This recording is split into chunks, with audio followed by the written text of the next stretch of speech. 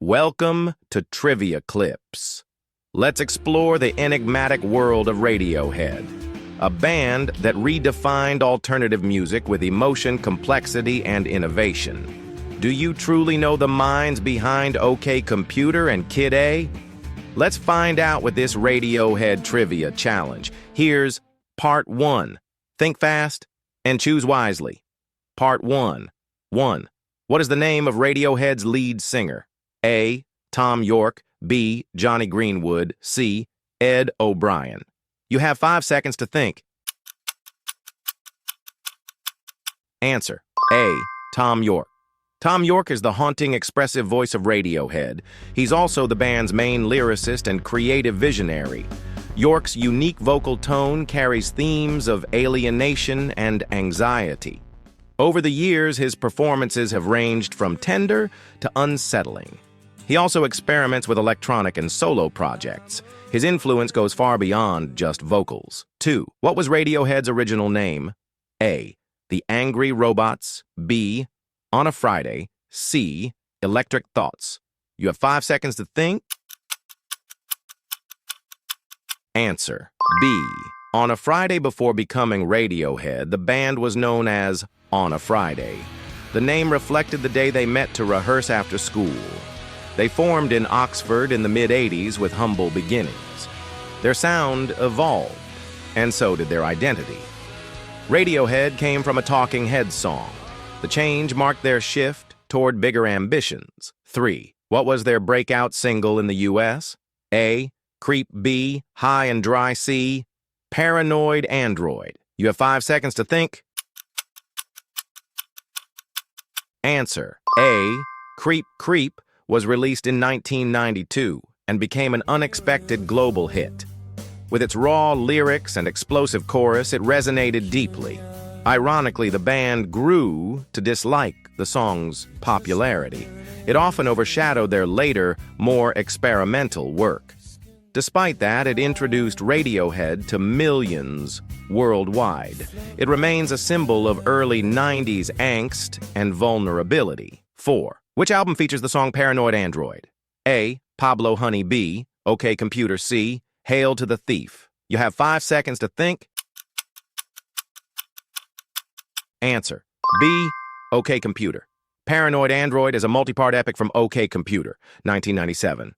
The album marked their break from typical rock formulas. Critics hailed it as a masterpiece of modern music. It tackled themes like technology, isolation, and consumerism. The song's structure drew comparisons to Queen's Bohemian Rhapsody. It helped cement Radiohead as sonic innovators. 5. What genre shift defined the album Kid A? A. Jazz fusion. B. Electronic ambient. C. Heavy metal. You have 5 seconds to think. Answer: B. Electronic ambient. Released in 2000, Kid A was a dramatic left turn. Radiohead embraced synthesizers, samples, and abstract song structures. Many fans were initially confused or disappointed, but over time, Kid A was praised for its bold vision. It's now considered one of the most important albums of the 21st century. The shift showed their refusal to be predictable. 6. Which band member often scores film soundtracks? A. Colin Greenwood. B. Johnny Greenwood. C. Phil Selway. You have 5 seconds to think. Answer: B. Johnny Greenwood. Johnny Greenwood, Radiohead's lead guitarist, is also a composer. He's known for scoring films like There Will Be Blood and The Master. His style blends classical music with eerie soundscapes. He often uses unusual instruments like the ondes martineau.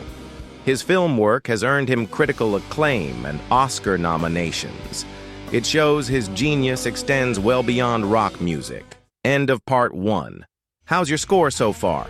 Let's keep going and dive deeper into Radiohead's wild, creative journey. Get ready for Part 2. Welcome back to Trivia Clips. You've already proven you know the basics, but now we're going deeper. These next 7 questions are for the die-hard Interpol fans. Let's push further into the shadows of their discography and history. Get ready. Here comes question 8. 8. What Interpol song starts with the line, "Rosemary, heaven restores you in life"? A. Pioneer to the Falls. B. Evil. C. Rest My Chemistry. Answer B. Evil. This line opens Evil, one of the band's most iconic tracks to date. The lyric is haunting and poetic, instantly setting the song's eerie tone. Its mix of upbeat rhythm and dark narrative makes it unforgettable.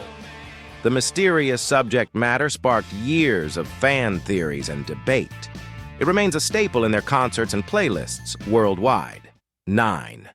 Which album includes the track Leif Erikson? A. Antics. B. Turn on the Bright Lights. C. Interpol, self-titled. Answer B. Turn on the Bright Lights. Leif Erikson is the closing track on their haunting debut album. It's slow and dreamy, blending love, confusion, and abstract longing. Fans interpret it as a farewell or an internal monologue of detachment. The poetic imagery leaves a lasting impression even after the song ends. It's one of Interpol's most lyrically deep and emotional works. 10. What does the name Interpol originally refer to? A. A made-up word. B. A police agency. C. A street in New York. Answer B. A police agency. The name Interpol comes from the International Criminal Police Organization. The band liked its cold, distant, official-sounding vibe and adopted it. Though unrelated to their lyrical themes, it suits their mystery. Early legal pressure almost forced them to change the name, but they kept it, and now it's part of their lasting identity. 11. What was unique about the Marauder album release? A. It was only digital. B. It leaked a month early. C. It was teased with secret press conferences. Answer C. It was teased with secret press conferences. To promote Marauder, Interpol used mysterious cryptic strategies. They held a secret press event in Mexico City to unveil the album. The campaign matched the raw, stripped-back production of the record. Marauder marked a shift from polish to gritty, human imperfection. The rollout added mystique and hype for longtime fans. 12. Which band is often compared to Interpol? A. The Killers. B. Joy Division. C. Arctic Monkeys. Answer B. Joy Division. Interpol's dark sound and deep vocals often draw comparisons to Joy Division. Both bands share minimalism, melancholy, and emotional restraint in their music. However, Interpol adds slicker production and a more modern edge. While Joy Division came from post-industrial Manchester, Interpol brought New York elegance. Still, their atmospheric connection is undeniable. 13. Which album features the track Slow Hands? A. El Pintor. B. Antics. C. Marauder. Answer B. Antics. Slow Hands is one of the band's most recognized and energetic songs. Its punchy rhythm and hypnotic repetition made it an indie dance floor hit.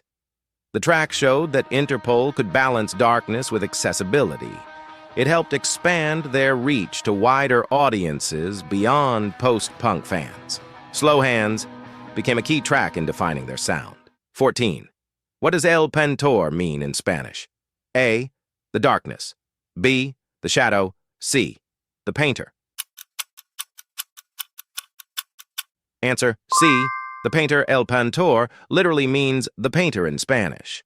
It's also an anagram of Interpol, showing the band's love for wordplay. The title reflects a self-portrait concept after Dengler's departure. The album marked a return to form with urgency and introspection. Naming it in Spanish added global flair and poetic symbolism. You've reached the end of the Interpol Trivia Challenge. Congrats! Whether you scored 14 or missed a few, you've proven your love for the band. Drop your results in the comments and tag a fellow Interpol fan. Don't forget to like, subscribe, and join us for the next epic challenge. This is Trivia Clips, where music lives on through you.